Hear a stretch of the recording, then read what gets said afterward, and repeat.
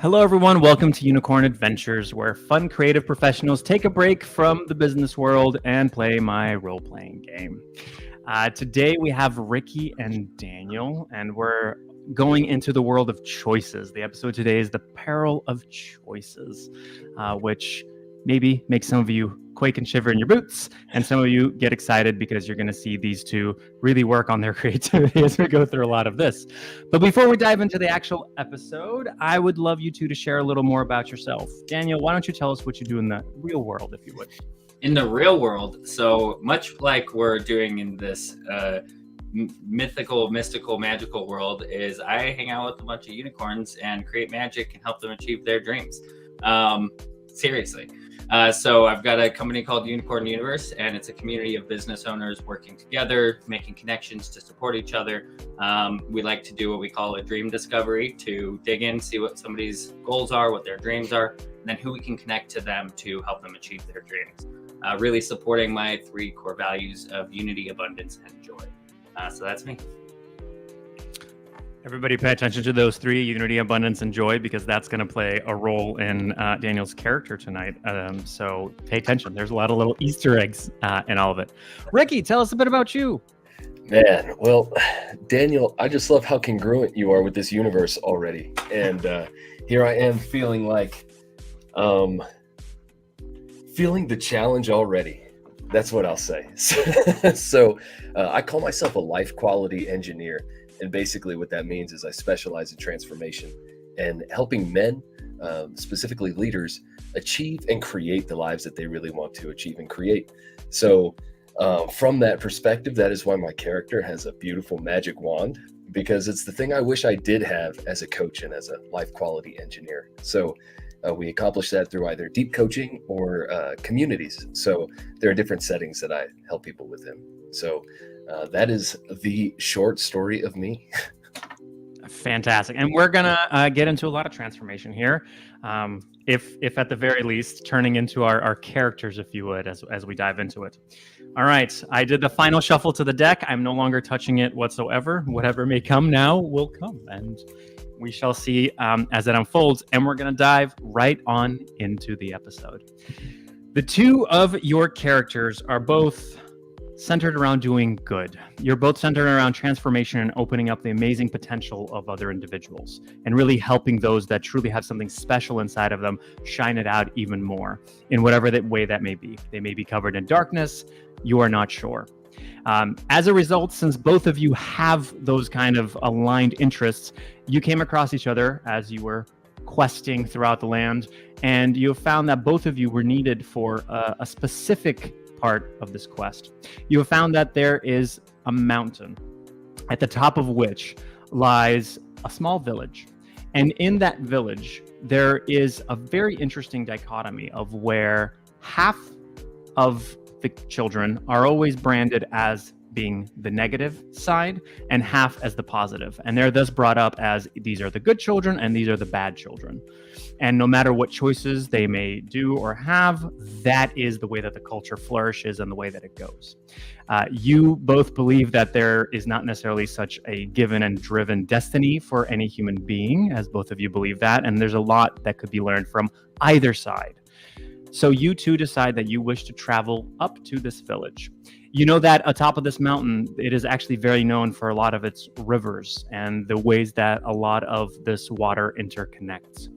That is all that you really know. You are now traveling up the mountain, and you know that you are about half a day travels until this specific village. You both awake in the morning. You are at your campsite. You may have a little bit of breakfast on the fire, and you two are now ready to make whatever choice you want. You can begin to approach the village. You can have a conversation with each other as you go into it, but the decision is now yours. What would you like to do next? So I would say, Ricky, I would love to brainstorm with you some of the difficult conversations we're going to have in this village to help these kids come closer together. What do you think about that? I really like this idea, Daniel. And I think that we can possibly draw some inspiration from the unity that we're seeing in the rivers that flow around this village as well. like it. To make things a little easier on both of you, let's talk a little bit about your actual characters today. So Daniel, or actually I'm going to have Ricky go first. Ricky, tell us a little bit about Richard. Okay, so my name is Richard the Purple because purple is the greatest color, and Gandalf was my inspiration, and he is, as we all know, Gandalf the Gray, and then Gandalf the White. So from this inspiration, I then combined him with a Witcher, because Witchers are awesome. And I have a magic wand that I can wave that can change the way that people think and the way people behave. So with these two powers, I'm really smelling some potential in the air. Is there anything else you want to hear there, Stefan? No. So now you know that, and Richard goes by Richard, is that right? Yeah, because he's epic and old-timey. Epic and old. So that is Richard. And Daniel, tell us a little about your character. Yeah, so my character is called Aurorius, the Dreamweaver. I couldn't resist but going with the unicorn. He's a mythological unicorn and a celestial enchanter. So primarily focuses on wizard and magic and focusing on bringing people together. Really, all magic is channeled through the unity, abundance, and joy that he's always looking to create through connections and working with people, specifically using his weapon, the Harmony Horn.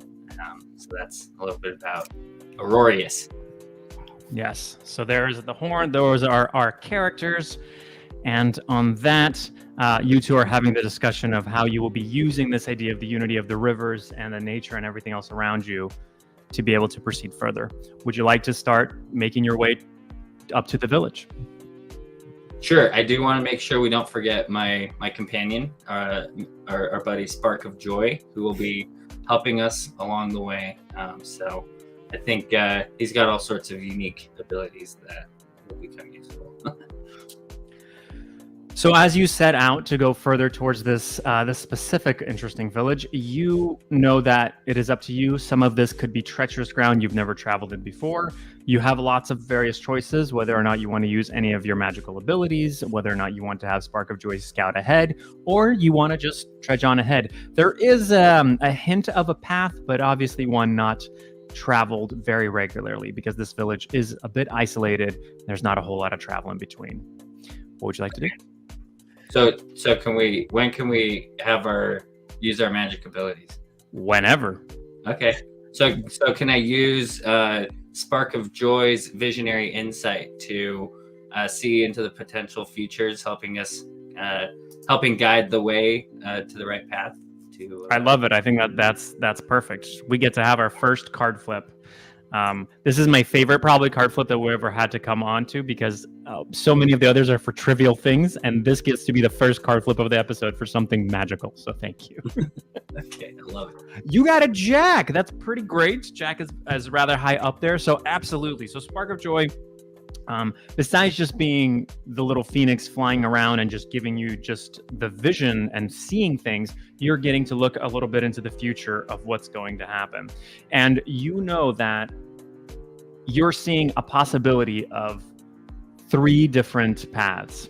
And the 3 different paths are one where you're trying to cross a river, and you're seeing that one is a little bit muddy as one of you possibly gets cast down the current because it is a fast-flowing river. You see another one where you're climbing over rocks. It is arduous, but seemingly safe until a certain point, because Spark of Joy can only see into so far into the future, just a few hours.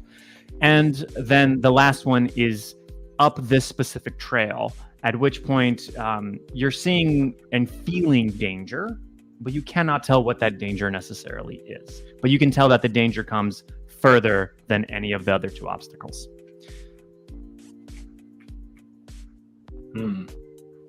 What do you think, Ricky? I think there's a high probability that one of us would end up getting swept away.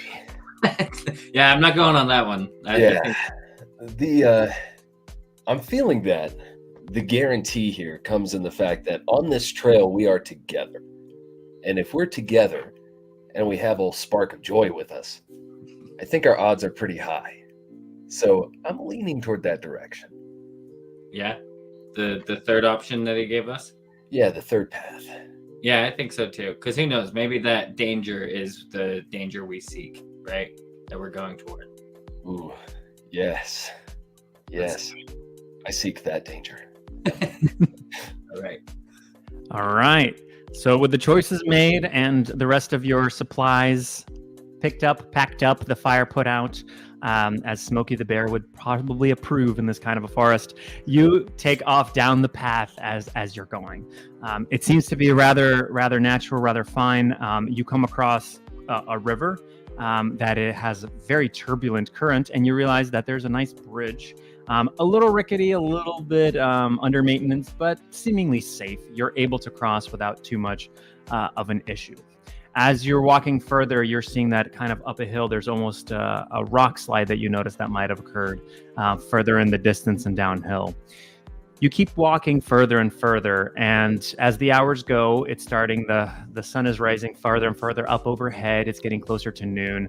You know that you're just a couple hours most likely away from this specific village. You're getting a little bit more tired, and you notice that there is kind of a cluster of trees that the path goes into that, unlike the others, this very much seems potentially almost maybe, given that both of you are magical, maybe a magically based cluster of trees, that it doesn't seem naturally grown. You're taking a little bit of a break before that. Would you like to continue, go around, do anything else? Well, the more tired we are, the lower the quality our decision making would be. So, what are you thinking, Daniel? Should we take a rest, or is there another option that you see? I don't know. I mean, seems like taking a rest might be good. Okay. Are we on a time crunch? I'm trying to remember. You're not on a time crunch. You're absolutely able to take a quick little 1 hour short rest. You recover. I'm going to say that while you're taking that rest, because you're still relatively close to where you can see this cluster of trees, what I'm going to do is I'm going to pull 2 cards to see what your perception is. And this means, do you notice something out of ordinary happening or not? So the first one is going to be for Richard, and the second one is going to be for Aurorius. Richard gets a 4. I guess he was that tired, and maybe the Gandalf hat kind of tipped over the forehead of not being able to see. But Aurorius succeeds with an amazing ace. And this is the most appropriate ace for Aurorius because it's even a unicorn ace. Though that is not the unicorn card, which is the most powerful card in the entire deck. So with that, what you notice halfway through your rest is you notice that there's a swaying of those trees that once again seems unnatural, and shadows moving within those trees. You're maybe hearing distant voices, but it's kind of hard to tell because it's one of those where the leaves and the branches get along with each other as they brush. Is that a voice? Is that something else? I can't tell. But you are almost certain there is something within that cluster of trees, and it is most definitely not yet the village, or at least what you have known from that. I have like a hunch, and I kind of just want to go with it. Could it be? This is gonna seem weird. Could it be a dream? Is it somebody dreaming?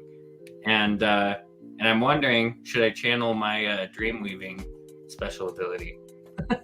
Ooh. So explain that a little bit further to me. Are you thinking that somebody is in the trees dreaming, or this bundle of trees is somebody's dream? What are you trying to say here? It is somebody's dream.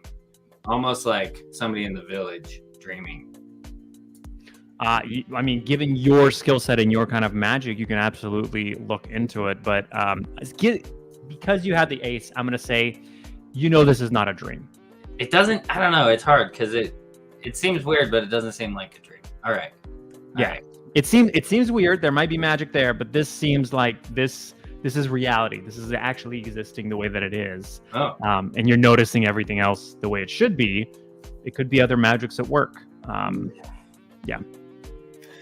So when I moved out to where I now live, I made the statement of, these trees aren't real.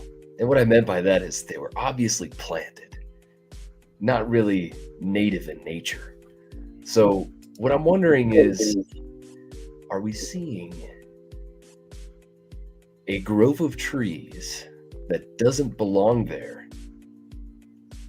on the end of malicious intent? Does someone mean to confuse us and harm us on our journey?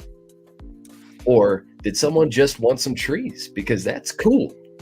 But if it's malicious in nature, that's not cool. Do you want to come up closer to inspect the trees?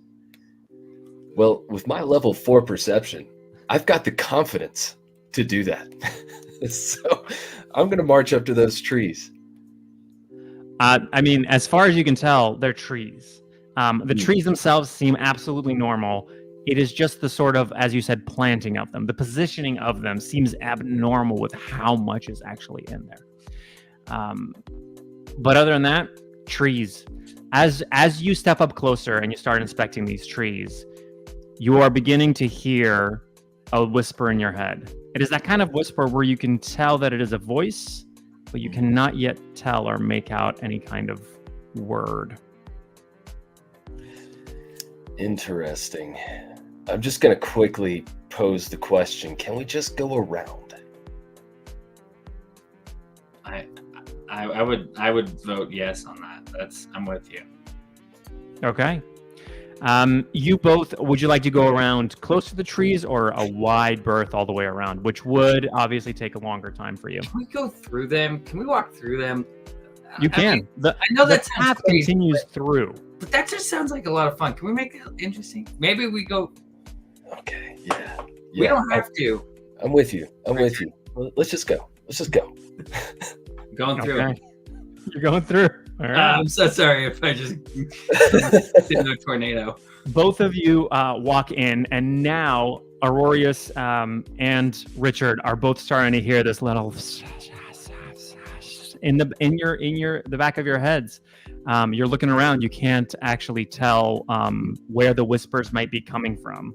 Are you still going to keep on going through? Can I cast some magic? Absolutely. What would you like to cast? What are you trying to do? As one of my 2 magical abilities is to shift the way someone thinks. Mm-hmm. I want to ensure that this is a friendly voice. So my cast will make this voice, the owner of the voice, see us as friends. Ooh. Okay, so you kind of said 2 different things, and I want to be clear about which one you're doing because you're only allowed to do one of these. Okay. You said you wanted to know if the owner of the voice was friendly, and you wanted the owner of the voice to be friendly to you. So you can either find out if they're friendly or try to make the owner of the voice be friendly to you. Yeah, so it definitely wasn't an if because that's a gamble. I want to make it friendly. Okay. At this point, I will tell you that you know, given your abilities and your spells, that you don't know who the owner of the voice actually is. So this would just be kind of like firing blindly anywhere, and it's very unlikely that you'll hit anything, but you can always try. Ooh. Well, thank you for that. Daniel, does your horn cast out in all areas?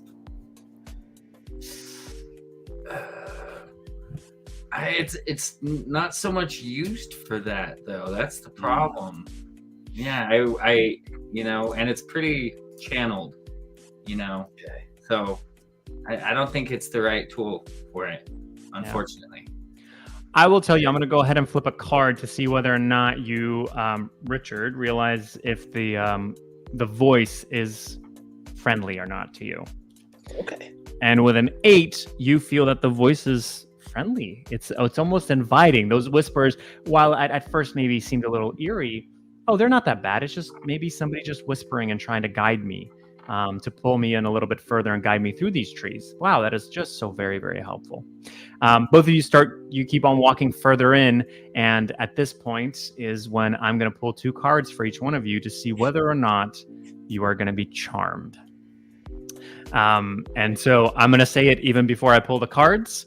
I'm going to make it a little bit easier. If you pull above a 6, you are not charmed. Anything below a 6, you are charmed. And aces are high, by the way. So an ace is the best card that you can pull.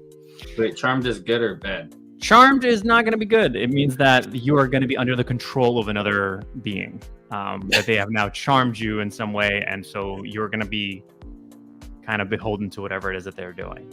So the first one is going to again go for Richard, and the second one is going to be for Aurorius. Okay, Richard got a king. Aurorius, you are charmed. Yeah, I totally,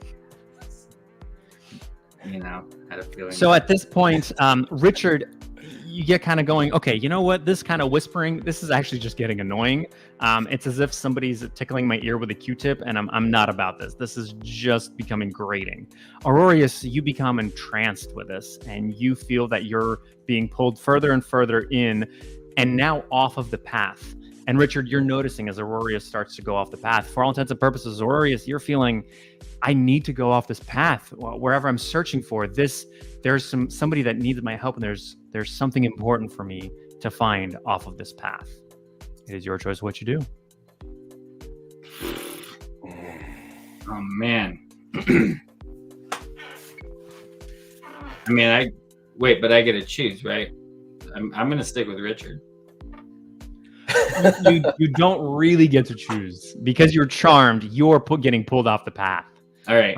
I'm just saying your motivation. So you don't have as much control over what you do, except that you know that you want to go towards that person. Yeah, I will say, because you got a king, Richard, on that, you detected that you were probably about to be charmed. And so you will know that it is very possible Aurorius is being charmed as he's almost kind of that blindly turning and almost hypnotized starts to walk off the path. So you know what's going on. It's your choice what you want to do.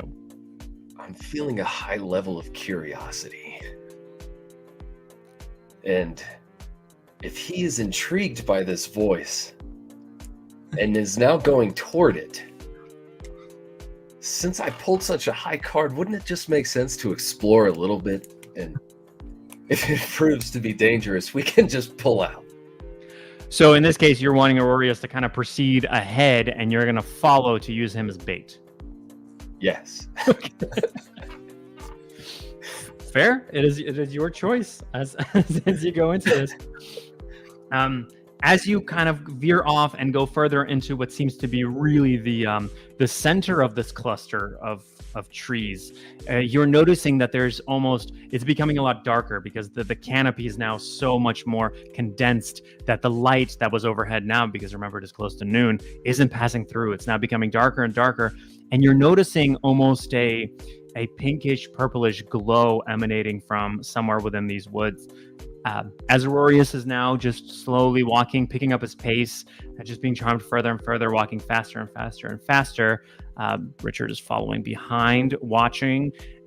You come to a seeming clearing where sort of a small circle of these trees, of these big, big trees with giant roots, have created a circle that seems a bit more clear of everything. And in the midst of all of it, you see some sort of light, but right now those trees are covering it. So Aurorius is going to walk into that circle. Richard, right now you're still behind the trees. Would you like to hide and peek out? Would you like to rush in after him? What would you like to do?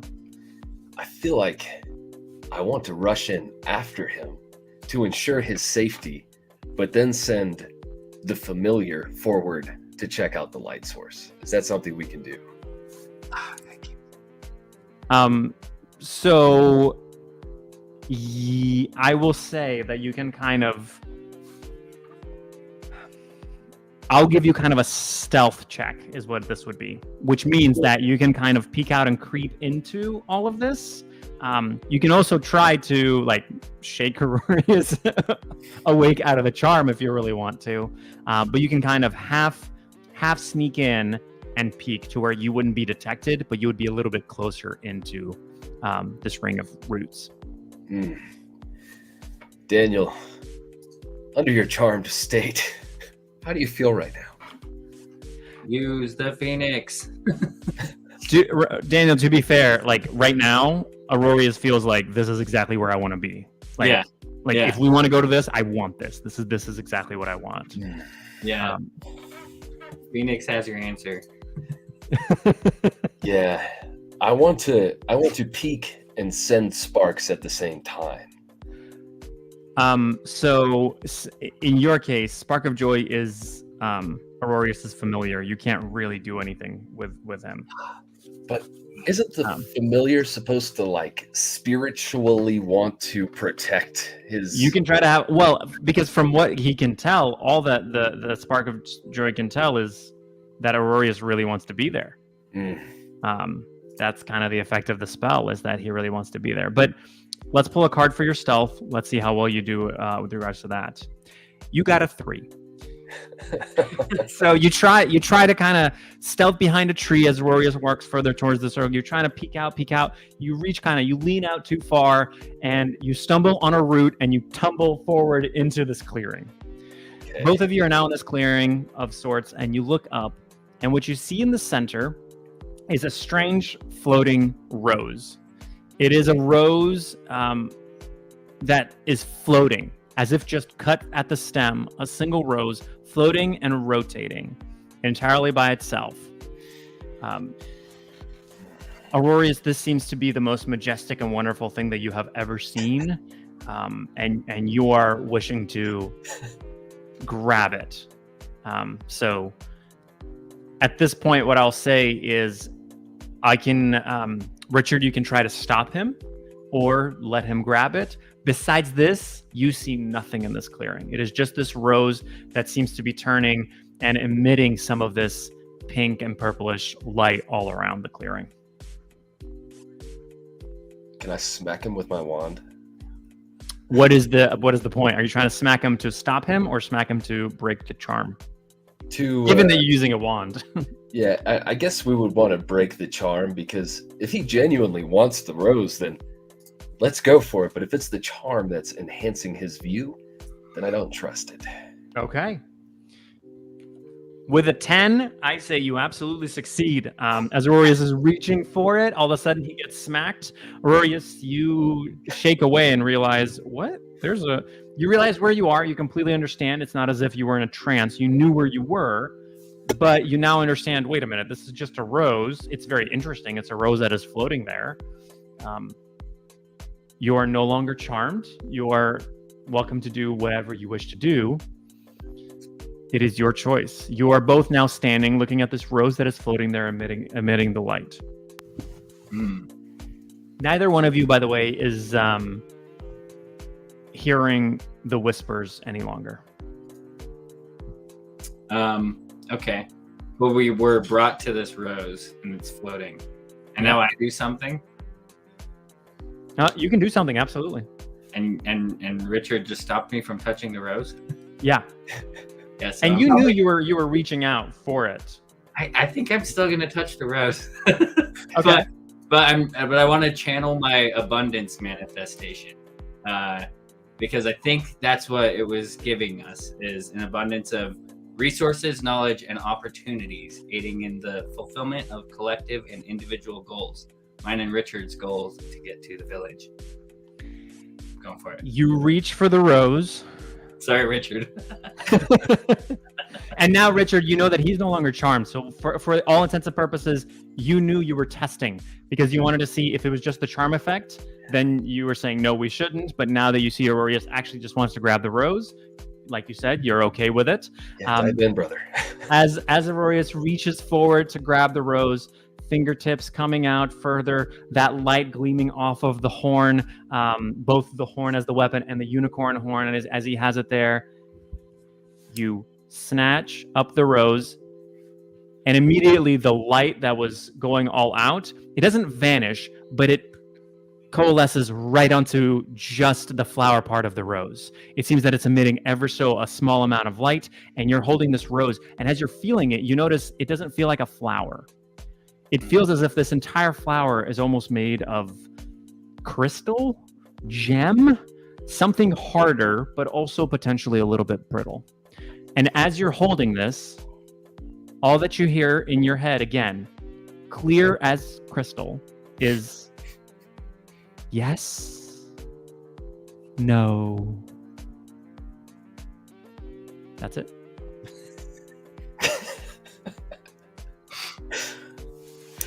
Fantastic. I will say it is completely within your power to, I would say even more maybe Richard, given his years as a witcher, to inspect this rose if you wanted to figure out what it does. But yes, you're absolutely welcome to try to figure out what it is.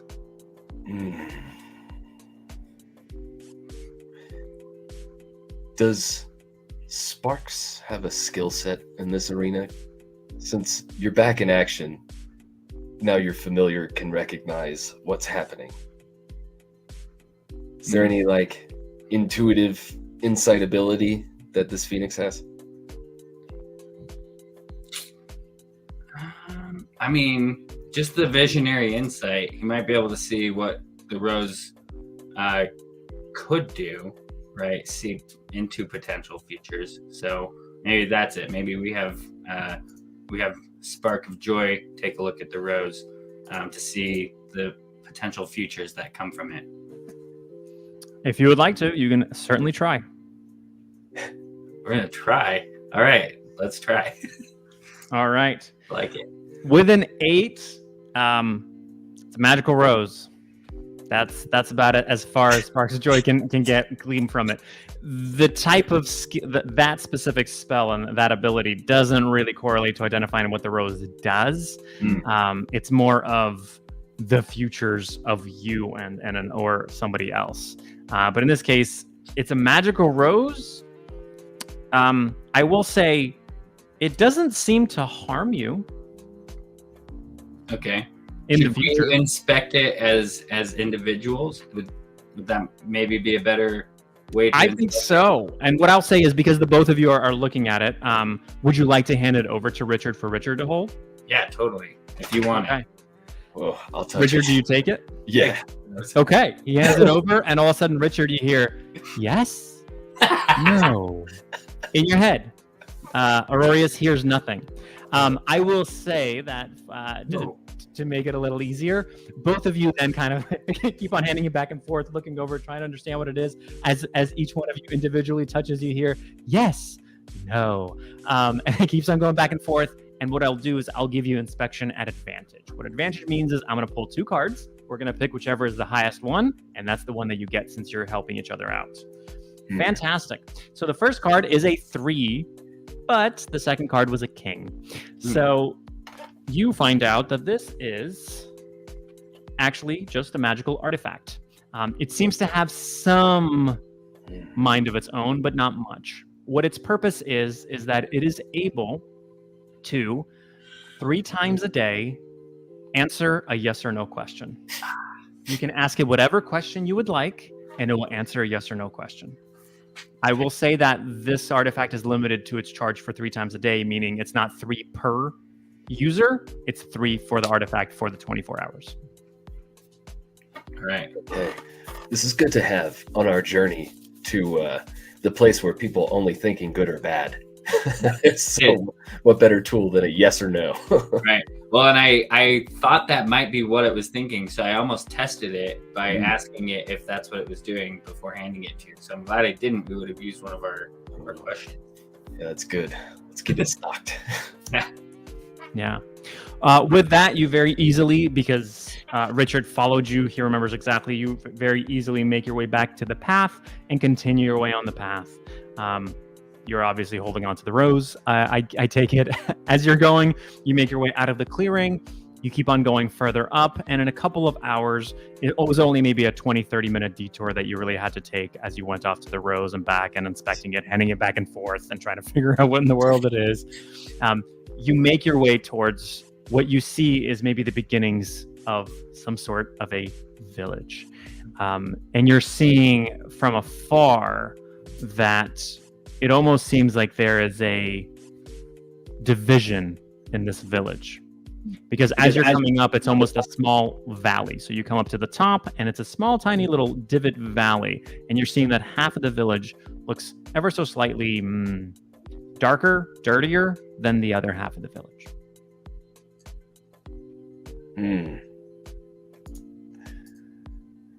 Well, Aurorius, look at this divided village. I know what to do.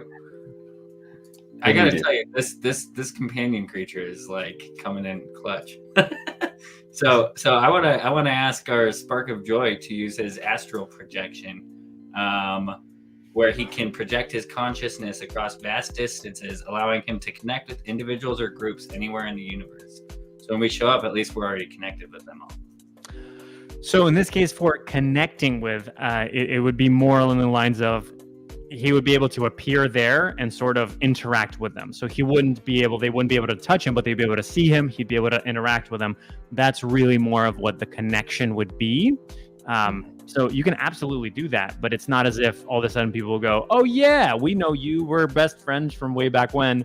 You'd be able to try to communicate with them through Spark of Joy, but Spark of Joy cannot speak in the common language. So you can try and see what you can do from that. It's your take. I don't know. I'm not convinced that that's the right approach. What do you think, Richard? I don't know what benefit that would do us other than the people saying, whoa, there's a phoenix. At least we have something to talk about. Rapport, right? Just building rapport. Did you guys see that phoenix earlier? Yeah. That's right. What were you going to say? What does your horn do again? Good question. I need like a whole cheat sheet for my own character. It's the harmony horn. It channels the universe's latent energies, and it solidifies bonds between individuals, creating networks of support and cooperation. It has the power to manifest the desires of those around me, turning thoughts and dreams into reality, materializing abundance and joy. Seems pretty useful in this equation. It does sound pretty useful. What if we used Spark of Joy to get everyone to the town center, where you could then put on a concert with your horn? Let's go with it. I like it. So figure out. Hold on, because I gotta give you the Spark of Joy ability that he's gonna use for that, right? You can, but that's your plan. That means that you now have to go into the town and figure out where the center of town is, how to get there, and do all those things. So we will say that now you start your way into town. Is there any specific way that you would like to enter, or do you want to just kind of make your way through, see what's around? Maybe we go with what Misty said. Go to the dark side of the town and make it light. Make it light. My eyes do glow with a gentle but powerful light. Okay. So we like to make it more towards that kind of the darker, seemingly part of town. Yeah, let's do that. Okay. I like it. Yeah. You make your way to, and actually it's very interesting as you're approaching closer and closer to this village. It's not a very, very big village. It's maybe a couple hundred people, truthfully. Maybe a little over that if you really consider the outskirts of how far the village might go further back where you don't see it. But you notice that, interestingly enough, it almost has two entrances. And as mentioned previously, one of the entrances is very much kind of kept well, obviously maintained. And the other one, it's like a little crooked. Some of the fencing isn't done up too well. It obviously just isn't what it looks like on the other side at all, even though the wood and everything else looks like it's the same. It doesn't seem like it's necessarily that much older or just renovated recently or any of those things. You make your way towards that entrance, and you're kind of noticing people, and most of these people look relatively they're human for the majority of the part. You might see somebody where it's like, oh, is that a child? Maybe that's a halfling. I don't know. Maybe no. Not quite sure. As you're looking at it, but you're very much. Go ahead. I think that was Echo. Oh. As you're going through, what you're noticing is that on this side, it seems like nobody's looking up. Everybody's kind of staring at the ground as they're walking past. Some people are just sitting around, not doing much. It seems run down, for the lack of a better word. Even though it is a village in the middle of the woods at atop a mountain, it just seems the energy, the overarching atmosphere for what you're feeling seems rather dull. What would you like to do? Man, I gotta channel my joy aura. I gotta channel it. right? Okay. So as you're watching this, you kind of begin to channel that to bring joy, and we'll say that at this point, like it has a radius of maybe 30 feet all the way around. So you're going to be able to, at this point where you are, probably get about three to five people as a couple are kind of walking through into this aura. I'm going to pull a card. We'll see how successful the aura overall is. So you got a king. So immediately as you're walking through, the people kind of look up and they look at you. And it's very interesting that even though there might be a little bit of dirt or soot on their faces, there seems to be this glow, this kind of spark of, for lack of a better word, hope that appears on them. And all five that get affected, so the three that are kind of near you and then the two that walk in, they stare at you. And at first it seems nice. And then it becomes a little creepy because they're just staring wide-eyed at Aurorius. It feels creepy. All right, cool. Should we do something else? I feel like I don't know. I feel like the problem is this divide. I don't know. It seems like there was a light side of the town and a dark side, and now, and hopefully the light side doesn't have a problem with the dark side being happy. I don't know. Maybe we. All right, I'm gonna try to pull one more trick because it seems like that was only a bandage, and Richard gave the idea of using the horn. So I want to use the Unity pulse to send waves of energy from my harmony horn, linking the minds and hearts of those around. Fostering understanding and collaboration throughout the village. Okay. I will say, as you're doing this, you're pulling out the horn, you're noticing that the people, some of them that were sitting, they keep on staring at you, and they all stand up, and they silently start slowly walking towards you, Aurorius. None of the others that you've noticed that are around, that are kind of outside that 40-foot radius, but those five, they're walking towards you. They don't necessarily have any kind of like maniacal grin or anything on their face. They seem happy, almost content kind of a look, but some little uneasy. Like it's a little strange that they're not saying anything. They're not really smiling necessarily with their eyes. Their eyes don't seem to have menace, but something is going on. Next card we're going to pull, we're going to look at how well this horn does. And now this horn, of course, I mean, it's got stars built on into it. A much bigger radius than just that aura that you had. By the way, I will say this aura lasts for 1 hour. So as you're going to continue walking around, this aura is going to be present. Cool. So just so you know. With a 3, you put your lips onto the horn, and it's like one of those things of where somebody who's never played trumpet or something, where they try to, and you just, nothing. You try to blow, and a little spittle comes out. No sound, no magical thing happens. The 5 villagers that have been affected are coming closer and closer towards you. Richard, is there anything that you would like to be doing during this time? Yeah, I agree with the bandage metaphor there. I think we need to know what's going on through these people's minds. And once we know how they're thinking, then we can see how to help. Because it definitely seems like we can have a big impact. Our tool set and our skill sets are far too great here to not have an impact. And there's also the rose.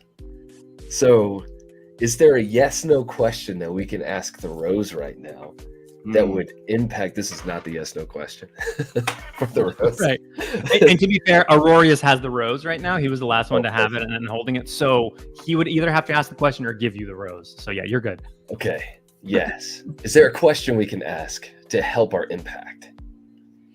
I'm just going to set the rose down while I ask myself that question. No, I'm just kidding. So I don't accidentally ask it. That's a good question. But it has to be a yes or a no question. Has to be a yes or no question. Are we even at the right village, though? Are we?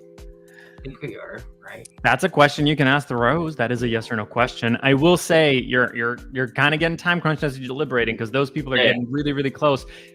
Again, you don't know if it, but they're getting like they're about 5 feet away from you. Like they're circling up Aurorius. One of them is kind of walking past Richard as if you don't exist. Yeah, Richard, I don't know. I think you might have the ability for this. I think you might have it rather than using a yes or no question. Okay. You were going in that direction. Mm. What are they thinking? What are they thinking? So I'm just going to get right to it here and use my Witcher / wizarding experience to say I'm going to cast a wide spell. Okay. To shift the thinking of these people to, I wonder if we can heal their pain. Can I do that? Ooh, okay.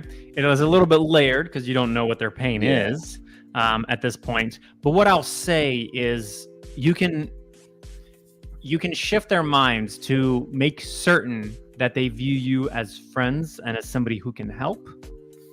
And then you can kind of figure out the rest, because I think that will get you at least to the stepping stone of where, hey, we are actually here to help and we're actually here to do something.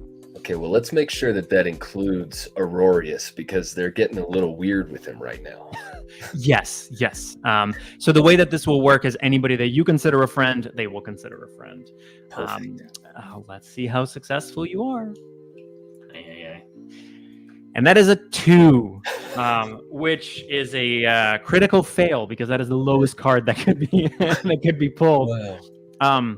So there. As you do this, all of the sudden, all of their faces contort into screams as they turn to you, Richard, and all of them, including the ones that haven't been paying attention, kind of off a little bit more in the distance.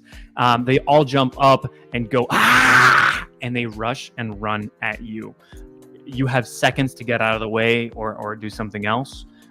What would you like to do? And at this point, Aurorius, they may be going for you as well. Yeah. It's just those immediate 5 are definitely jumping out at Richard, but they seem to think you two are a threat. I think Phoenix with the Shield of Unity magic ability is what we pull right here.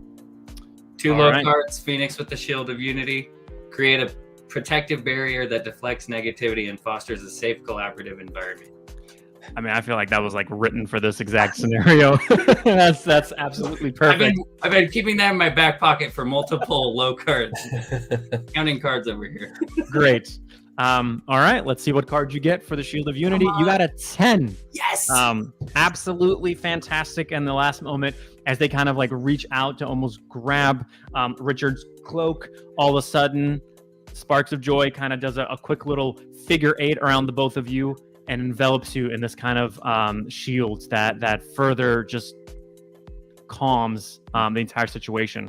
And what it is that it doesn't calm everybody around you because it's not like the aura that you had. But what happens is as soon as one of them tries to strike or scream or jump at Richard, all of a sudden, as soon as they impact it, they almost have this look of like, I don't know, like a corgi floating in space, of like just like a woo, something weird. I'm not sure what's going on. And they kind of just get into a complacent place. At this point, you have really got a lot of feelings and emotions going around. You had a lot of happiness at the beginning, then they got into this rage. Now they're going into unity. They're just like, these 5 are like, what is happening? We're just, we're kind of floating in space, confused what is going on, and we're not sure. The other ones that are kind of running up, they're noticing this, and they're kind of stopping, and they're staring at you. You're not necessarily noticing a lot of malice, but maybe a little bit of "you're not welcome here" kind of energy. You guys are weird, aren't you? You're a bunch of freaking unicorns. Man. This is bad, Aurorius. We just walked into town and caused even more emotional upset than what existed before. So I think we have some questions for the Rose. Okay. Do you want to start with, is this the right town? Do we just apologize and move on? I feel like, 3 questions. I mean, we could. Is there a way to get that answer with another one. But how can we get 2 answers out of 1 question? Ooh. Maybe Gaming is system, this I like it. maybe is this town worth focusing on? Which is kind of the same thing. But maybe there's something here, but it might not be the right town. I don't know. We could keep it simple. I'll let you decide. I'm giving you the rose. Oh no. Okay. Let's start with, is this the town we've been looking for? Yes. Perfect. Okay. So now we need to find an amplifier for the horn so we can draw another card and blow the horn again. That just sounds like the easiest solution. To get the whole town united. I mean, Right. It seems like it was kind of meant for this task, right? We just have to get to the right place. Yeah, and pull the right card. Hmm. We also haven't seen a unicorn card, which I believe is complete chaos. No, just as a refresher, there are 2 Joker cards, which are chaos, Okay. and I get to choose what happens. And there's 1 unicorn card, which is basically a wish card, meaning you get to choose whatever happens. Okay. As crazy, as weird as it doesn't matter. It's entirely your choice of whatever happens next. Okay, so we were kind of making our way to the center of the town, right? We were gonna try to get everybody rounded up. Yeah. Okay. I mean, oh, that was Spark of Joy. He had some good stuff. You can also start making your way to the center of the town. You're at this point just on kind of the outskirts of that one half of the town. You've barely seen anything of it. You're just seeing a couple of these buildings. Then we're in for a treat. And you have your joy bubble for an hour. So we should really just start running around. Yeah, I like that. Wait, is the joy bubble limited to like around me? It is, yeah, it's a 30-foot radius around you. So 30 feet in every direction around you. Okay. All right. For 1 hour? For 1 hour. Yeah. So we could have you circling the center of the town, and I'll start rounding people up. Yeah. Okay. Let's do it. All right. So you'd like to make your way kind of more to the center of the town and then have Richard starts finding people and interacting with more people? Well, rounding them up as we're going to the center of the town. Okay. So as you're going, you're walking along and you're going to be telling people, hey, come on, let's do this. What I'm going to have you do is I'm going to make you do a persuasion check. In this case, I will absolutely give you advantage because of that aura, because you're making people feel hopeful and good and all that. So once again, 2 cards and we'll pick the highest. And with that, beautifully, there's a Jack and a 5. And you are rather convincing. People are maybe a little bit hesitant, but they're kind of trailing along. And since more and more people are trailing, they're kind of watching you. And they feel like there's something about Aurorius. There's something there making them feel better. Also, to them, as I said, you're seeing a bunch of humanoids. They're completely baffled to see a unicorn folk amongst them. Just this humanoid with a unicorn head and a horn and this amazing, colorful cloak that is just also full of shininess and stars. There's obviously something magical and different. And given how isolated this town is, this doesn't happen frequently here. So there's definitely a lot to be seen. So, sorry, Richard. Apparently, a purple Gandalf Witcher is not going to be quite as enticing as a unicorn at this point. We're a little biased on this show. As you're walking more and more towards the center of town, you realize that now you're seeing the other half. So you've been in this half, and you realize that closer and closer to the center of town, there almost seems to be this kind of circular open area of a town center. And instead of something like a building or a monument or anything that is sitting right in the middle of it, it is just a circle. It is a giant circle of tiles. And as you're coming up, you're saying like, oh, that's kind of interesting, because you're thinking that leaves are being blown across these tiles. And as you come up, you notice that that these tiles, this giant circle of tiles probably, and the tiles are just, they're just circular tiles. they're white on one side and seemingly black on the other. And as you're watching it, it wasn't leaves that you were seeing come across it. Is that you're seeing that every couple of seconds, a tile here, a tile there flips. And then another one flips the other way. And that you're having these various tiles that are flipping from white to black to white to white to black. From what you can tell, no particular order. It seems strange to you. However, you can tell that the other opposite side that you're walking towards of the village, definitely cleaner, more upkept, things are there. And as you're coming up and you've collected this giant crowd behind you that is also walking, you're starting to hear murmurs among the crowd. And as you're listening, the only word that you can make out as they all say it is, no, no, no, no, no, no, no, no, no, no. You're just hearing this throughout the entirety of the crowd. Okay.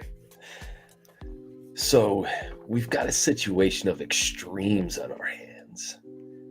So we've got two extreme ends of the balance scales. We need to get some gray in here and smush the black and the white to be more balanced as a whole rather than balanced as extremes of a side of polarity, so to speak. So you were gonna say something there, Stefan. As you say that, and as you're hearing more and more people murmuring no, you glance over at this circle of tiles, and you're noticing almost like a wave of black tiles starting to turn over, as if they're starting to dominate this entire mosaic, if you would, more and more and more, as you're hearing these murmurs and murmurs of no's behind you. That's interesting. Doesn't necessarily mean anything, right? But it could. I'm wondering if it's the initial reaction is that we're bringing the other end of town closer to the other side of town, and now it's causing a wave effect. So instead of a harmonizing, we're having an overtaking, a jamming of such, trying to jam them together rather than having them meld together. Yeah, and I think I agree with that, and I almost want to lean into it. Like that's what we're here to do, right? Especially, I mean, I don't know how many people we can fit into this 30-foot aurora or aura of joy aura. Probably not the whole town now. Definitely not the whole town. No, absolutely not. Or it was, yeah. How big did you say the Shield of Unity was again? Was that the 30-foot one? No, that was the Joy Aura was the 30-foot one. The Shield of Unity was just around the two of you. Yeah, that's just it's like small individual little shields, almost like little bubbles around you that are just protecting the two of you. Yeah. You also know that it's been taking about 30, 40 minutes to make your way up here. And with everything that happened initially, you maybe have 15 or so minutes left on your aura. You know that that's going to be running out soon. All right. So Richard, part of my character is to throw these events, one of which is the Festival of Abundance, where resources, knowledge, and opportunities are shared freely, embodying the principle of abundance and mutual growth. Or the other one is Gathering of Dreams, and I'm thinking that maybe we throw an event like, for one of these. The Gathering of Dreams is where a grand assembly where beings from all walks of life share their dreams and aspirations, creating a network of support and collaboration. So what I was thinking with is we throw a Gathering of Dreams event, and then we have the Phoenix go out and get all the beings across all the vast distances to come together for this event. Yeah, I like that. I think support and collaboration are the key words there. I think that's going to help. Try it. Let's do it. And then we'll use the magical horn to play music out of and unite everybody in the town center. Okay, perfect. So you want which one of the two events are you doing? The dream one. The dream one. Gathering of Dreams. Yes. All right. We need a case. And we'll kind of combine the gathering of dreams with the blowing of the horn in this whole combination thing. Obviously, this is very, very big at this point. So you get an ace. Yes! Oh, that's too good. I called it. Fantastic. It's well done. Perfectly, as you've practiced so many times, as you feel that this is the moment, this is the place where you need to be, and this is where you're needed. You put the horn to your lips, you blow it, and it is the perfect sound.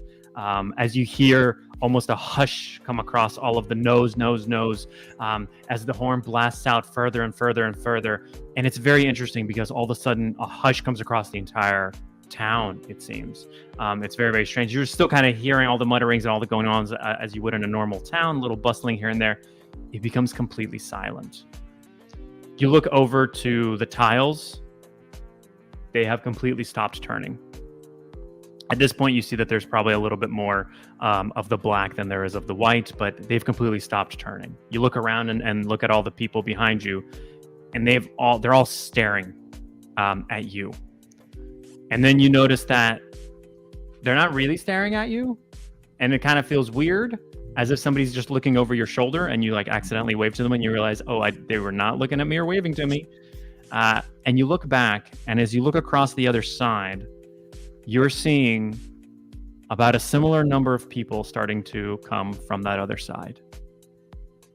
They look happy. They look healthier, livelier, a lot more of the kind of chin up attitude as they're coming out.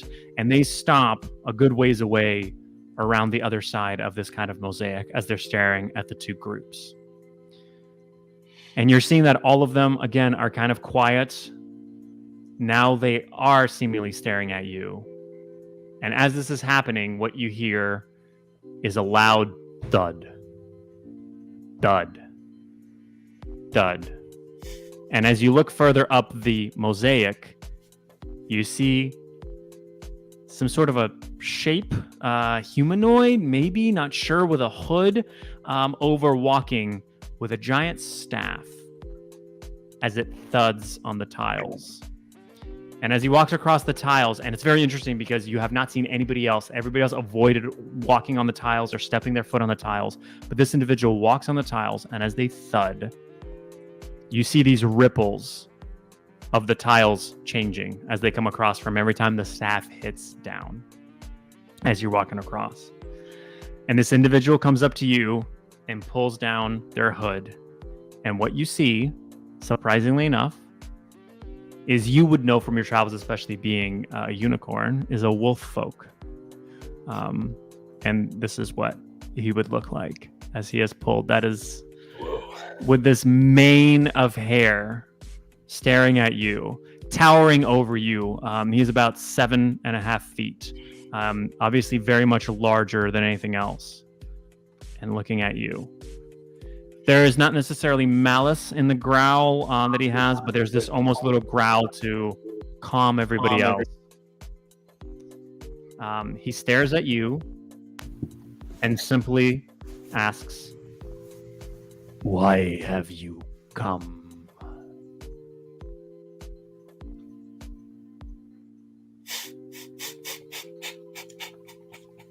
Unity, abundance, and joy. For myself and all others. You. He points to the group on the right. In this case, this is the one on the brighter side of it. Do you feel abundant? You hear a chorus of yeses, yelps, screams, people jumping up and cheering in affirmation. He looks back at you and says, "We have abundance."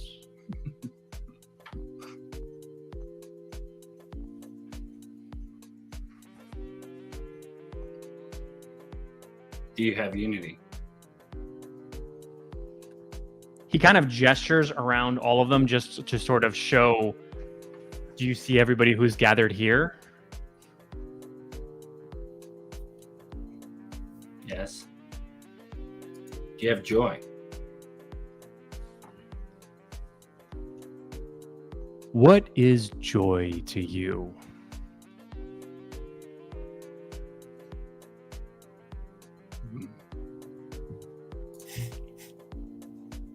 Unity. We have unity, so And we have joy. Yes. That's so good.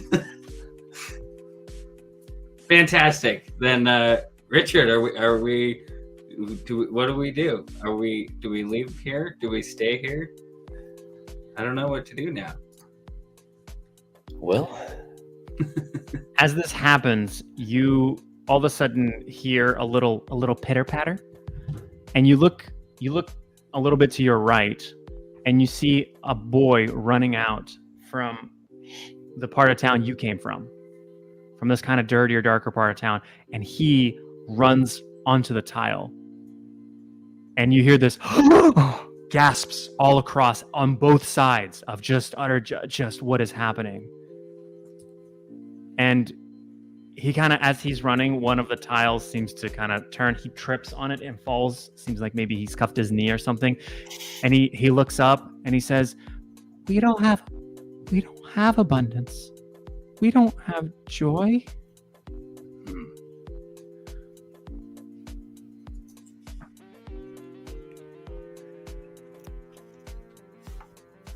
Hmm.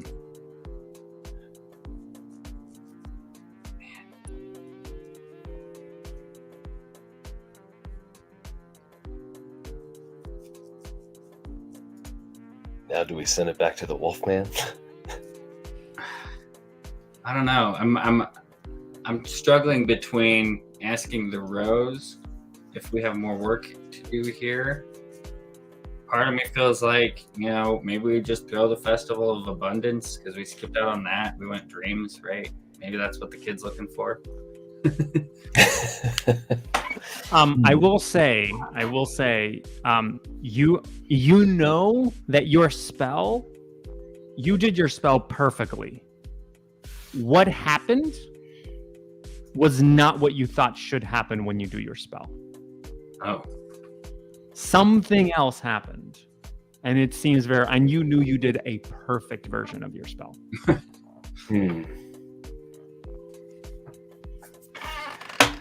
So then there's someone stopping us bringing those three things to full life.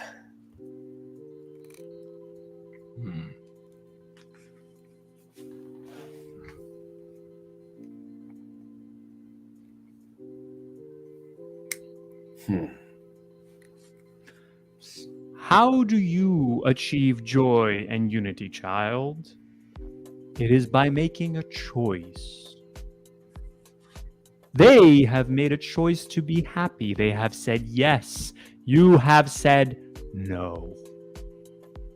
Why should you be given joy, unity, abundance?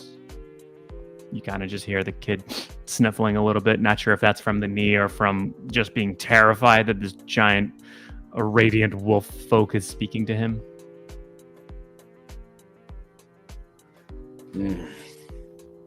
So, can I cast a spell? What would you like to do? I would like to help everyone learn to say yes. Okay. When you say everyone, like everyone here in this village just say yes? To joy. To joy. Yeah. To unity, right? Yeah. Yeah. Okay. To the big three. I will tell you that if that's the spell you're trying, that's a big spell. You will need a queen or higher for that to be successful to some degree. You can absolutely try and do it. I'm just letting you know. Okay. Well, being that you just drew an ace, the odds are very low. Still haven't. I don't think we've drawn a single queen, technically speaking. What do you think, Daniel? Just say yes. Clifford says yes to joy. I don't know. I think we listened to the community of unicorns saying yes, right? I believe in you, Richard. Okay, let's do it. What does that look like? What does you casting the spell look like? What do you do? Well, I just discovered this comment section. So, You're like, what's Daniel talking about? This guy Yeah. is crazy. wow, how did we get a community of unicorns? So now that I feel more in the loop, I'm going to wave it above my head. I'm going to do a little lucky dance. Okay. And so you're casting it for it to kind of radiate out along all the people here. Yes. Maybe it goes through the horn.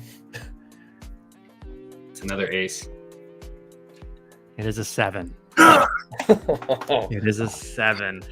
You do all of this, and you notice that it starts. The magic starts taking off, and then you feel as the aura of joy drops from Aurorius, and just again you feel this feeling of dullness that you had when you initially entered this part of town at the very beginning. You all of a sudden feel and that feels kind of, you get way down by it, and the spellcraft just kind of crashes.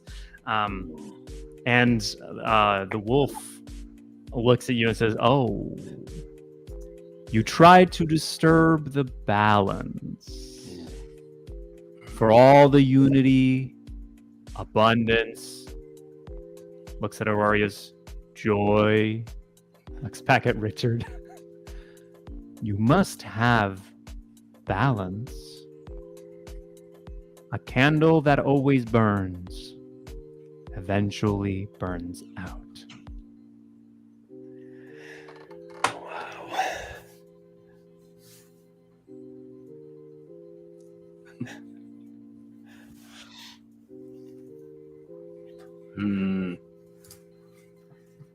You see the little boy he's now starting to walk up towards Aurorius.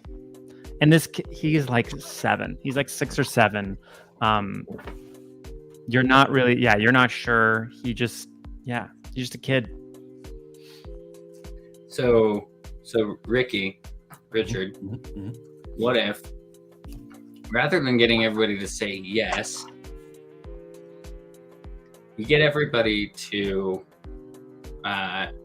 see how they can work together, see how they can support each other and leverage each other's resources, right? How can we collaborate over compete? And so maybe the shift isn't that everybody says yes to joy, but that everybody looks for opportunities to work together. And by doing so, maybe that creates the unity and joy that we're looking for through shared resources. I do love that idea. The distinction between competition and creation. So get everyone creating and supporting each other. Yeah, collaborating. Remember, you can always ask the Rose if you really want to make sure that the plan is going the right way. By the way, that is so not hard. It's not me telling you have to do that. But then we just have to pull a card, and it's up to the card to tell us if the spell worked or not. Potentially, if you're doing the more of the right things, you might get to pull 2 cards. You might have somebody else helping you out with it. At this point, you also don't really know what this whole town is about. You're understanding that potentially this wolf creature is a leader of some sorts, with how radiant and everything is, perhaps a minor deity. You have no idea really what's going on here. You kind of have these general clues. Yeah, and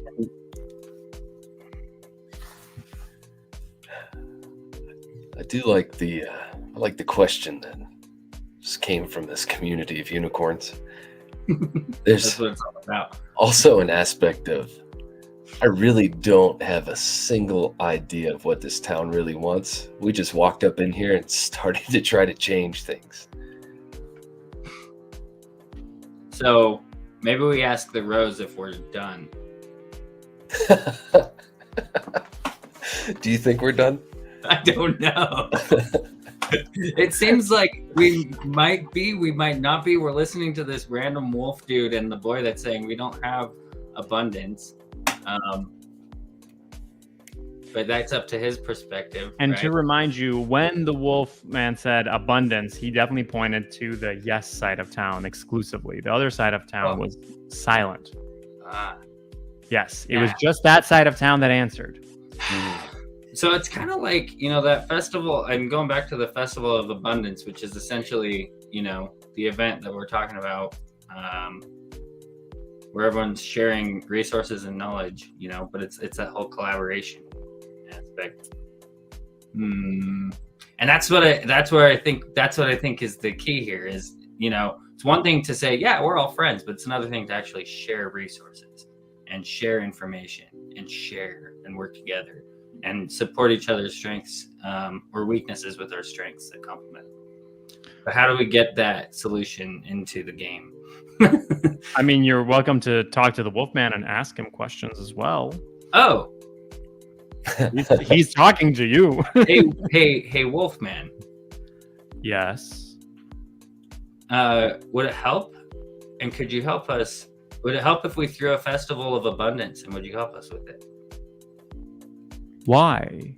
I showed you we have abundance. Those that say yes, that have been taught to say yes their whole lives, are abundant, joyful, and united. The others united in saying no from the moment they were born have made their choice.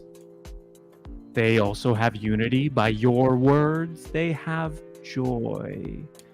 And perhaps not abundance, but they can see abundance around them. And if you ask them if they do, they will answer with one word and one word always. No, we cannot bring them abundance. They will always say no. Is this boy from the rundown part of town? This boy is from the rundown part of town. Then I think we don't need to ask the Rose. Just ask the boy what he needs. Yeah. You're also absolutely at any point allowed to do an insight check, is what it's called. Meaning you can go, is this Wolfman full of shit? Like, is he just like kind of a deity that's kind of taking over a town? Am I seeing something fishy here? Those are always valid things. You can just go, do I trust what I'm seeing? And we can pull a card and see what happens. So you don't have to do that right now. I'm saying for you to be aware that that is always an option. But yeah, you can ask the boy whatever you'd like. Okay, let's check in with him. Let's say, hey man, what do you need? I don't know. Food. My mom.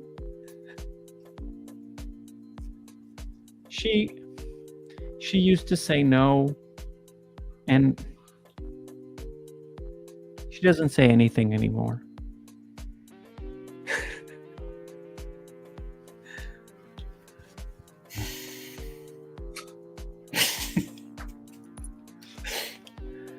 Just when I thought she was going to say yes.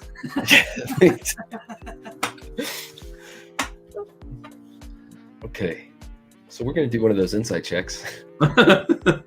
On the boy?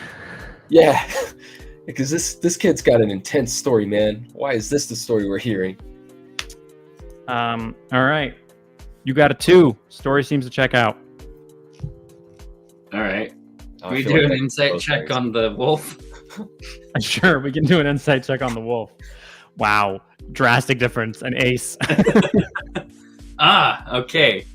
All right. You're seeing, and what you're hearing, it seems that what he's saying is absolutely true, but there's this air of superiority and almost kind of not necessarily that he's using anyone, but that he believes that both sides are almost beneath him, that this entire village is a representation of something bigger to him, that these individuals are not nearly as important to him as this concept that has been constructed around him, of this dichotomy of yeses and nos.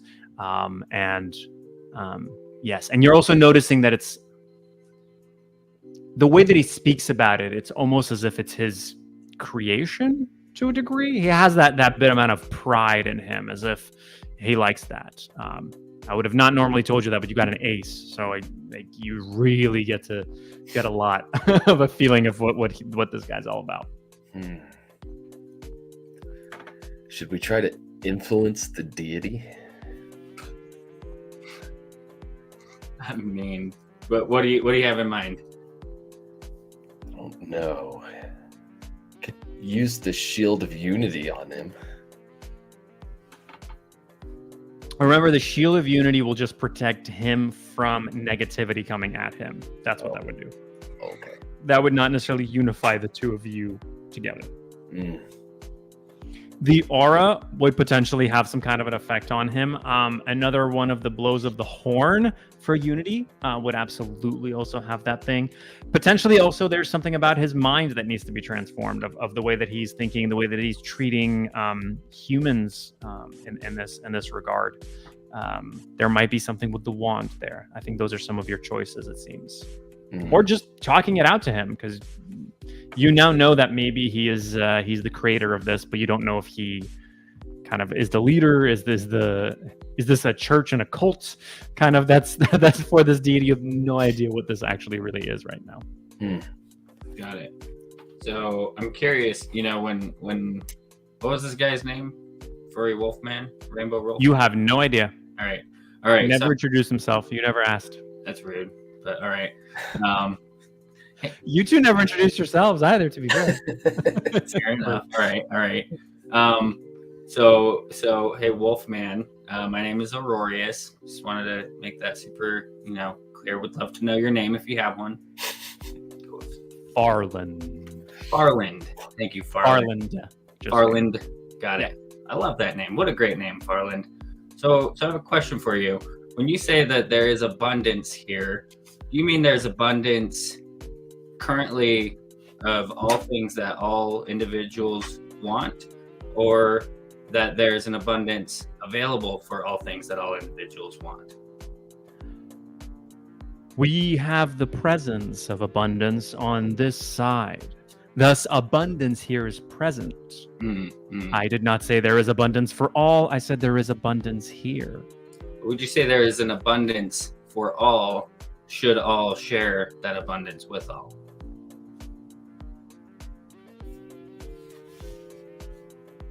What I have found with these creatures, even those the likes of you, is that eventually you will die.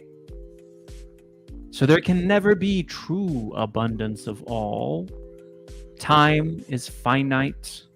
Resources are finite. And as much as it pains me, love is finite. Therefore, true abundance, no matter how expansive, can't be equally shared by all, for it is as well finite. So, Mr. Wolf, my name is Richard the Purple. Farland. Oh, yes. Farland, right. We did learn your name. Pleasure to meet you. And I am hearing that you don't believe that abundance is real or available to all, because you feel that love should be abundant, and love is something that you lost or was taken away from you. Tell us about your pain. I'm going to make you do a persuasion check, because it's quite a personal thing to ask someone that you've just met in the center of town, surrounded by a couple hundred people. But what if? Sorry. What was that? Nothing. Okay.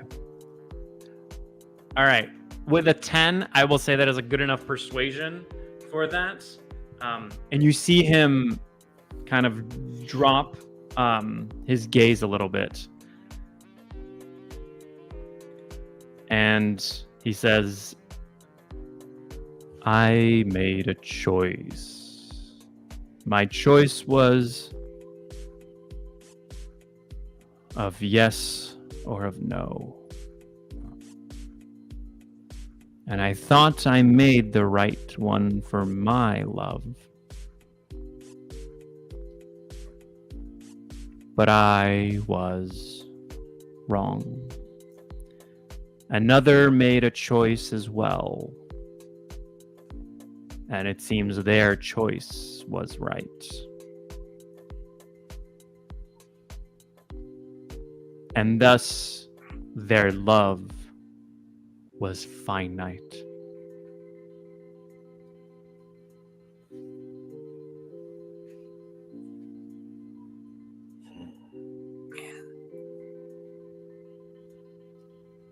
Did you just make that up? Yeah, I did. It's really good.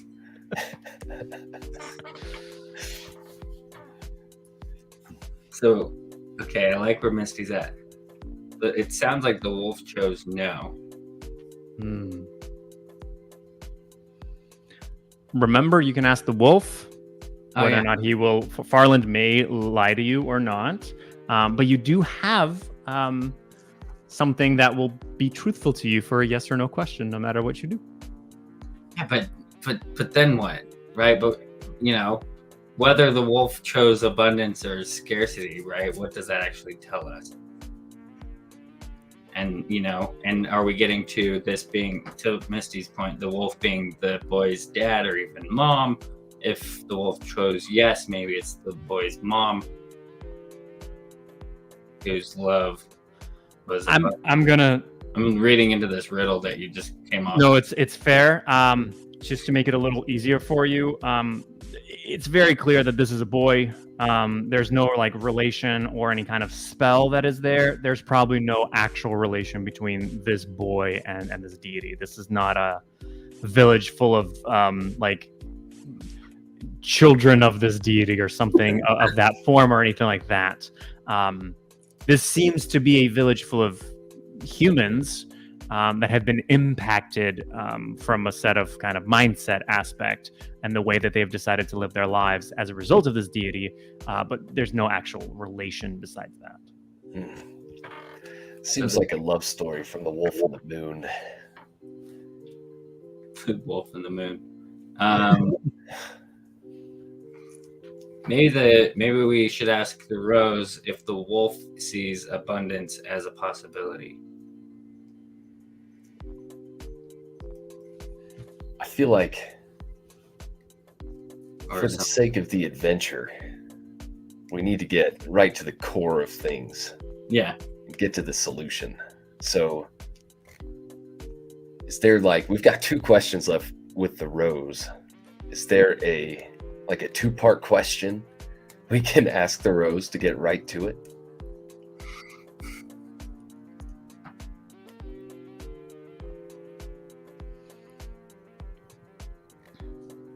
I will tell you, to aid you along a little bit, that you are very much, because again, you got that ace for the insight around. So as you're talking, you're picking up on a lot more things as he's talking further and further, and you're picking up on that fact that Farland definitely is influencing so many of these people, that it may not necessarily be a spell, that they're under a spell, but that he holds such high authority and place here that so many people are following him, and the sort of the choices and suggestions that he has made, that he wields great power over them in that sense, not in any kind of magical sense in that regard. And that swaying him and potentially changing him could easily sway the rest of the town as they are following the things that he seems to be presenting. Okay.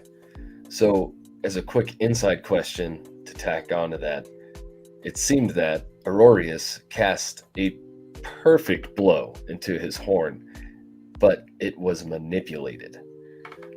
So, if we try to cast something onto our friend here, is he going to change it? I'll let you have it. So it seems that what happened is that the spell that Aurorius cast, it didn't have any effect because Farland did something, like dispelled it or anything like that. But it didn't have an effect because half of the people there said yes and agreed to the spell into all of it. And the other half immediately, to the point of their, we'll say, subconscious, disagreed and did not buy into the spell and immediately said no. So it was more from the fact that while the spell allowed them to do it, their immediate reactions were to not to do so. And it was that kind of, for lack of a better word, long-term programming and paradigms that seem to have this effect. That's what we'll say it is. Okay. Well, it's a shame that my spell flopped, because that would have been good. But You can try another spell. You can try a more targeted spell. okay. You can try arousing speech. It's all your choice, whatever you would like to do at this point. As this is going on and the discourse is going on further and further, there are more kind of murmurings going on throughout the crowd. You're still hearing some of the no's and it's not just no's. It's some of the people saying, "Oh, is this really strange? Oh, should we?" And you're like, no, we shouldn't. We don't need to be doing anything. Why are we involved in this? And you're kind of hearing these ripples going on further. And as you're noticing, some of those tiles are starting to flip. Yes, no, yes, no. So, what are you feeling, Aurorius? Do you think a horn blow or a wand spell is what we're calling for here? And whatever we choose, we should run it by the rose first. I'm going to tell you right now, it doesn't have to be an either or. You guys can do like a horn wand spell. That's up to you. Get as creative as you want. Yeah, I was kind of thinking that too. And so what if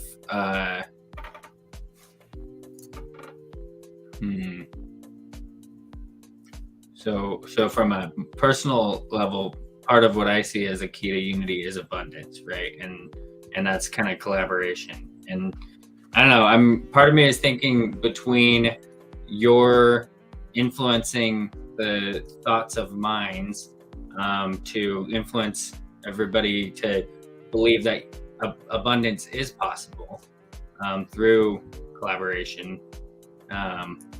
Maybe that's how we get it, along with the harmony horn, linking everybody's minds and hearts as one.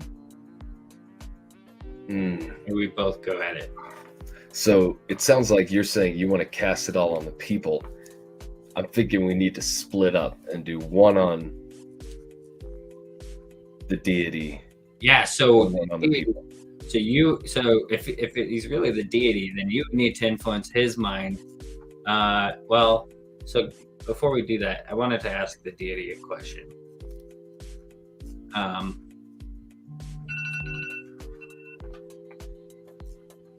Did you choose scarcity over abundance? I thought not. But my choice didn't matter. Only hers.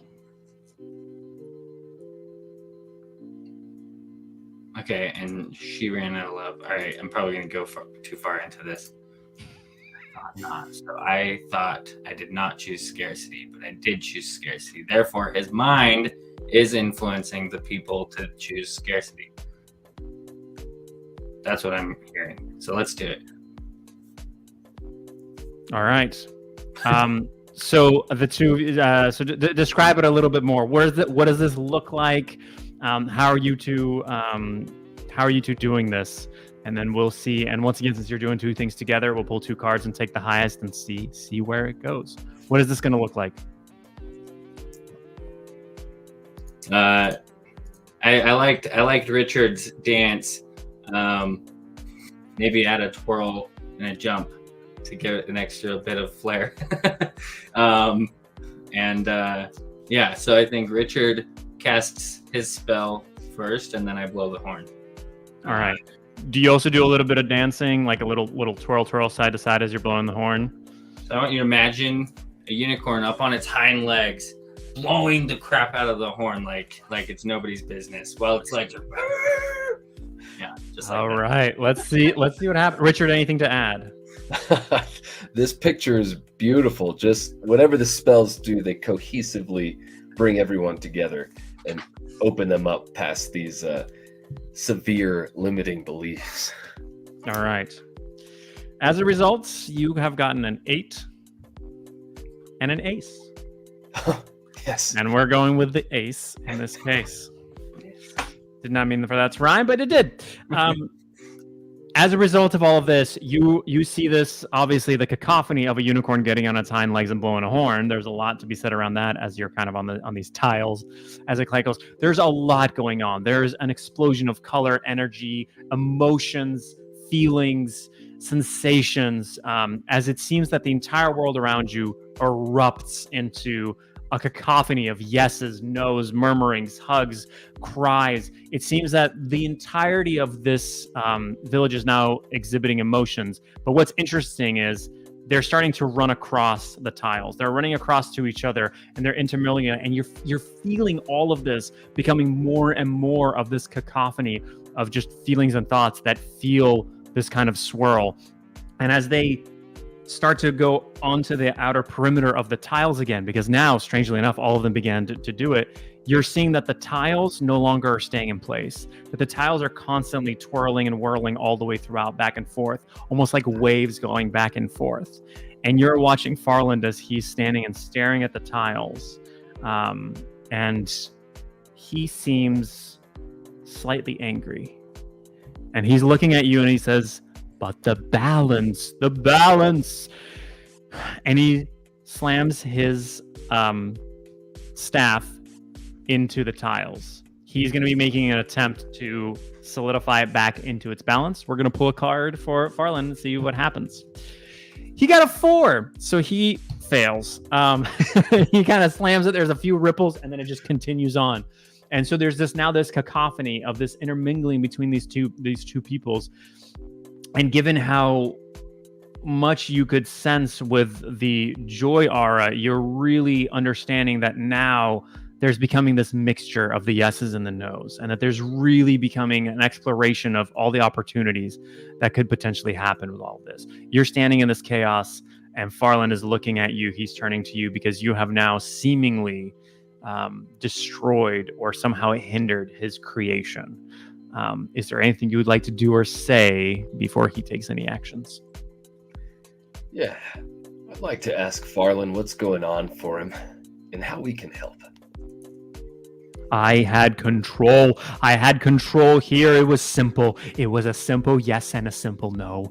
Now you have brought chaos back into my life. My heart aches like it did that day when I made a choice and the choice was not mine. Chaos. You bring chaos back here? How dare you? Can we, It seems the spell was very successful on everybody except for a deity. Yeah, but we kind of determined earlier that he was a bit off, right? So I can't remember exactly what it was that told us that. But you know, we want to help him out, right? We don't want him feeling like he's, you know,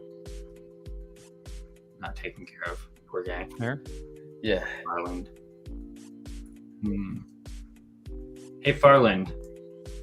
Do you think you're going to be okay after watching all of these people thrive, united as one? Over, you know, give it some time, maybe. Me? Okay. Do you know how long I have put this together? How much I have put into this? And again, my choices did not matter. But don't you have an abundance of everything you want now? I did. But don't you? And like her, you came and you made a choice that was not mine. You made a different choice. And here I am, not getting what I wanted.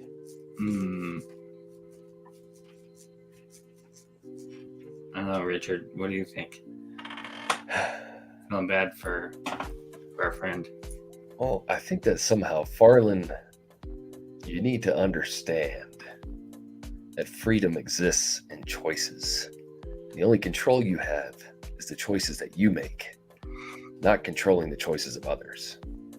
That's imprisoning.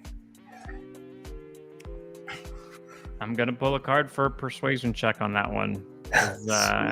This deity looks like he's in smite range of getting ready to be real unhappy, and that staff could be used as a weapon. So with your saying of that, the only control is the choices that we have, and there's no other control that we truly have.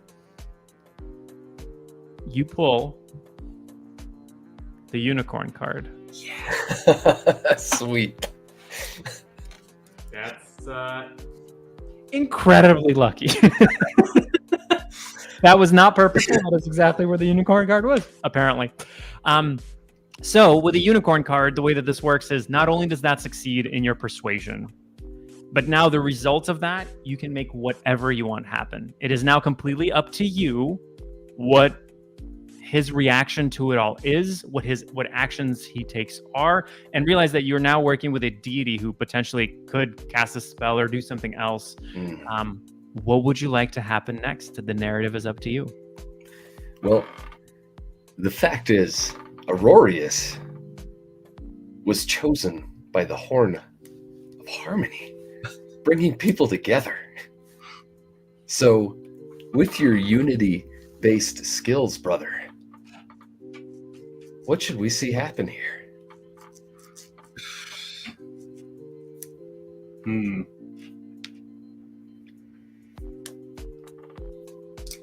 I would love to see this deity find peace and joy with everything that he has currently in his life and recognize that it is an abundance of everything he needs, which is life. And that he brings peace to the land, seeing that unity, abundance, and joy throughout. That it's there, but it is a choice. And it's up to us to determine that choice, that is what we have. That's what I want to help people see. I like that. I would just add a little extra piece to that, since our friend Farland is in so much pain, that he also discovers that the deeper the pain you allow yourself to feel, the greater the pinnacles of joy. And so as he feels the rawness of experience, he's getting the full wolf deity, I was going to say human experience, but wolf deity experience that he can enjoy as the people all thrive and grow, and they probably through collaboration build quite a thriving metropolis. As you say all of these things, you see a sort of almost calm demeanor come across Farland as he's thinking. You can see on his face, even though it's a wolf face, it kind of the snout moves ever so slightly. One of the ears just kind of does a little, as you can see, he's thinking, he's reminiscing about all the things that happened. He looks at you and says, "They were my choices. They were my only control. And all I have done since is only make choices. And I made choices for them, for others. I did what was done to me. In making my choices, I made choices for them all." You see him kind of almost starting to, for lack of a better word, lose it as he's really getting further into understanding the calamity of everything that he has done. He grabs his staff and runs to the circle of the tiles and plunges it deep into the circle. All of the tiles immediately turn white and a glow emanates and the tiles fly up and you become momentarily blinded. As you become blinded, you come back, your vision comes back too, and all of a sudden what you see is no Farland, an amazing mosaic that is all black and white of all these different things, that is depicting a wolf that is howling at the moon. And on the moon, a shadow of potentially another wolf with a staff that is just right in the middle of this entire mosaic. As you look at the town around you, you notice that there is no longer a demarcation between the two sides, that it seems just to be a normal town. Some spots of dirt here, some cleanliness and upkeep there, and that people are moving freely across the mosaic, around the mosaic. You're noticing all of these things and no longer feeling, because you were still on that other side of town, that dullness. You're feeling as if you're in a normal town, exactly where you have been. Is there anything else you'd like to do before potentially leaving? I would say let's ask the rose if our work is done here. Okay. Yeah, let's ask the rose. You take out the rose. You ask if your work here is done. And as you're about to hear the answer, you see the little boy running out to you.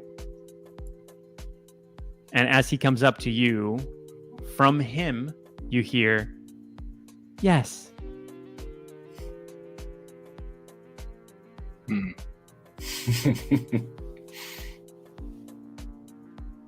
What do you think, Richard? Proceed, ask the rose, or let the boy be our answer? I think we allow for beautiful synchronicity.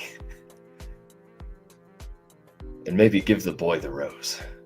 Oh, I like it. All right. Okay. All right. We're going to flip a card for this because I'm interested in to see what happens. It is a Joker. That's Joker means that's my choice. That means you give the boy the rose and he takes it, and you see that moment on his face where you notice that somebody's talking to you on the phone when you have an earpiece in and nobody else knows that somebody's talking to you. So he kind of has that look of like, yeah, I'm hearing something.